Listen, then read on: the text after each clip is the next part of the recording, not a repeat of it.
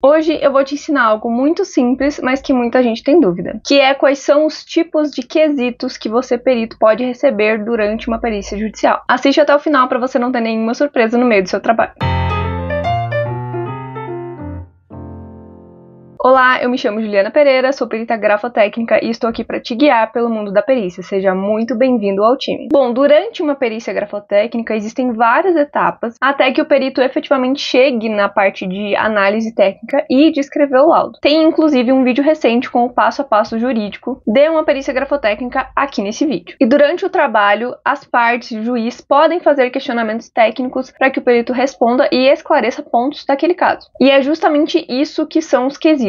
Perguntas que o perito precisa responder sobre a perícia e sobre o caso. As partes e o juiz não são obrigados a apresentar quesitos, mas eles têm essa possibilidade em diferentes momentos da perícia, e é justamente aí que entram os tipos de quesitos que a gente vai falar hoje. Existem 3 tipos de quesitos que você pode receber durante uma perícia. Todos eles estão determinados no Código de Processo Civil, então já pega aí alguma coisa para você anotar os artigos e dar uma olhada depois. Se você não souber como procurar um artigo específico na lei e também se confunde aí na forma correta de ler todos aqueles números, basta assistir esse vídeo onde eu expliquei tudo o que você precisa saber. Bom, entrando efetivamente nos quesitos, o primeiro tipo de quesito que você precisa saber, e é o mais comum, são os quesitos preliminares. Esses quesitos são feitos no momento da nomeação do perito. Então, se for um quesito do juízo, por exemplo, o juiz geralmente já vai colocar no mesmo despacho em que ele está te nomeando, que também costuma ser o mesmo despacho em que ele está deferindo ali o pedido de prova pericial. E é nesse momento também que as partes vão apresentar os quesitos preliminares. O que geralmente acontece é que as partes são intimadas para apresentarem esses quesitos preliminares antes do perito ser efetivamente intimado da nomeação. Então esses quesitos já vão estar no processo quando você for intimado para dar o seu aceite. Esse é o mundo ideal, até porque os quesitos fazem parte do trabalho pericial e o perito vai levar em consideração esses questionamentos na hora de analisar o caso e de fazer a sua proposta de honorários. Os quesitos preliminares, falando de um ponto de vista mais técnico, são muito bons para que o assistente técnico direcione o olhar do perito para características e hipóteses específicas que devem ser analisadas naquele caso, além de garantir também a condução correta dos trabalhos. Os quesitos preliminares estão lá no artigo 465, parágrafo 1º, inciso 3 do Código de Processo Civil, que justamente vai determinar que as partes terão 15 dias do despacho da nomeação para apresentarem os seus quesitos preliminares. E o artigo 470, inciso 2, também do CPC, é o que vai trazer a possibilidade de o juiz formular quesitos que ele achar necessários para esclarecerem aquele caso. Aqui entra qualquer quesito, não só os preliminares. Ah, Ju, mas e se eu abrir o processo e não tiver nenhum quesito, o que eu faço? Nada. Só segue os trabalhos. Como eu disse antes, as partes e o juiz não são obrigados a formular quesitos. Então, podem ter casos em que ninguém perguntou nada aí nessa etapa mesmo. Seguindo o trabalho, então, depois que você deu o aceite, já tá tudo certo com seus honorários, você tá ali na etapa de agendar coleta e eventuais diligências necessárias para aquela perícia, nós teremos nesse momento o segundo tipo de quesitos, que são os quesitos suplementares. Esses são os quesitos que podem ser apresentados durante essa fase de diligências. Ou seja, já passou o momento dos quesitos preliminares, o trabalho já está andando, mas você ainda não entregou o laudo, ainda não apresentou os seus resultados e as suas análises. Então, se a parte quiser apresentar quesitos nesse momento, ela pode. Aí uma coisa importante sobre esses quesitos. Eles estão no artigo 469 do CPC, e lá diz que o perito pode responder esses quesitos previamente ou na audiência de instrução e julgamento. O que eu entendo dessa parte do artigo? Que você pode responder esses quesitos no seu laudo pericial. Esse seria o previamente. Porque a audiência de instrução e julgamento que fala aqui, supostamente só vai acontecer quando você já tiver entregado o seu laudo pericial. E aí o perito pode ser chamado nessa audiência para prestar esclarecimentos. Só que além de fazer mais sentido você responder tudo no laudo, os quesitos que já foram apresentados, seja preliminar, seja suplementar, no seu laudo e já entregar, essa audiência nem sempre acontece, porque em muitos casos o juiz simplesmente dispensa as outras provas e fica somente com a prova pericial. Então, às vezes, essa audiência nem acontece. E além disso ainda, não é muito comum o perito ficar sendo chamado para audiência. Então, nesses quesitos, as partes podem apresentar ali as suas perguntas no meio dos trabalhos periciais. Inclusive, a jurisprudência indica que as partes têm que apresentar esses quesitos suplementares antes da entrega do laudo pericial. Depois disso, aí já é outro momento, já é outro tipo de quesito. Então, se no meio aí da sua coleta o advogado começar a fazer muitas perguntas sobre a tua análise técnica, por exemplo, ou ele quer adicionar coisas nos quesitos preliminares que ele já apresentou e tá pedindo aí para você constar isso no laudo depois, por exemplo, responder alguma pergunta aí que ele faça na hora e pedir para você responder depois. Oriente ele para apresentar esses quesitos suplementares no processo, para que fique devidamente registrado esses questionamentos e você possa responder adequadamente no seu laudo, e também para que a parte contrária tenha ciência desses novos quesitos.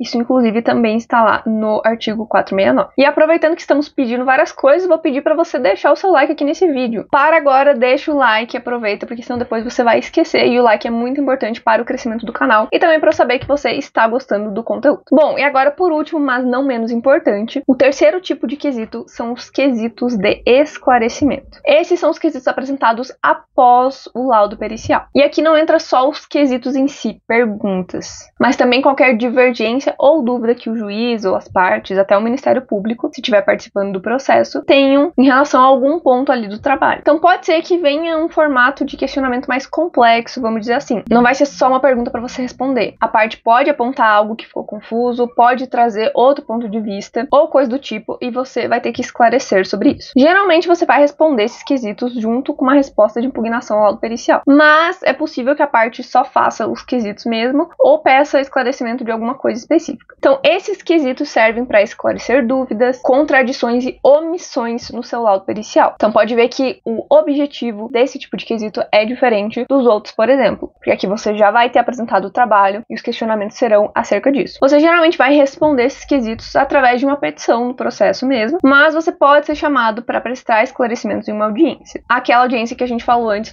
na parte dos quesitos suplementares. Não é muito comum realmente o perito ser chamado para uma audiência, até porque se você ler lá no CPC, que você vai ler depois que terminar esse vídeo, o artigo fala que, se for necessário mais esclarecimentos, a parte pode solicitar que o perito compareça em audiência para prestar mais esclarecimentos. Então, não é algo automático, é algo se precisar de mais esclarecimentos e vai passar pelo juiz. Ele é que vai definir ou não. Então pode ser que ele também julgue que não é necessário que o perito compareça na audiência. Caso você seja chamado para audiência, obrigatoriamente a parte tem que formular os quesitos em forma de perguntas mesmo, como a gente está acostumado lá nos quesitos preliminares. E ele vai fazer isso na própria petição que ele estiver solicitando que você compareça em audiência. Então esse pedido que ele vai fazer para o juiz, de que ele quer que você vá para audiência para prestar esclarecimentos, nessa mesma petição ele já tem que juntar ali quais são esses quesitos que você precisa responder. Toda essa parte dos quesitos de esclarecimento e essas questões que eu acabei de explicar estão lá no artigo 477, parágrafo 2º e parágrafo 3º do CPC. Vale a pena a leitura para você entender tudo que eu acabei de explicar. Bom, esses são os 3 tipos de quesitos que você, perito, precisa saber e pode ter que responder durante os seus trabalhos em uma perícia judicial. E se você quer aprender mais sobre quesitos, eu te convido a fazer parte dos Mestres da Escrita, que é o meu clube de membros aqui no YouTube. Esse mês o tema será justamente quesitos, e eu vou dar continuidade ao assunto desse vídeo, trazendo conteúdos exclusivos para os assinantes. Nós vamos ter esse mês um conteúdo extra sobre como formular quesitos, um conteúdo explicando os quesitos mais comuns e como respondê-los, e um conteúdo abordando a questão de quesitos e honorários periciais. Os quesitos interferem no preço do trabalho? Você deve cobrar mais por ter mais quesitos ou não? Nós vamos falar sobre isso. E por último, também tem uma live ao final do mês. Se você não quer perder esse e outros conteúdos exclusivos, clique no botão Seja Membro que vai ter embaixo desse vídeo. E claro, se você quer aprender ainda mais sobre perícia grafotécnica, é só continuar aqui nesse canal. Se inscreva para não perder os próximos conteúdos e eu te vejo no próximo vídeo.